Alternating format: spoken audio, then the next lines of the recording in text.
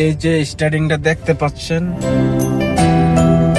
গতকাল সকাল 7টায় গাড়ি চালানো শুরু করলাম।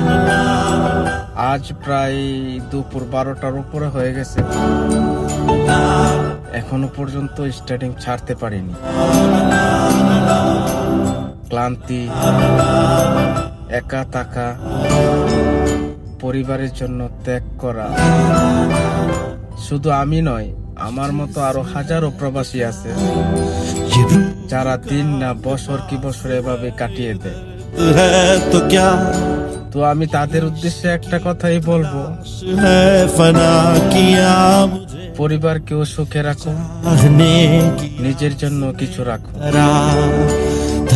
শূন্য হাতে যখন দেশে ফিরবেন, তখন আর আপনার কষ্ট কেউ বুঝবে না। ভালো থাকবেন।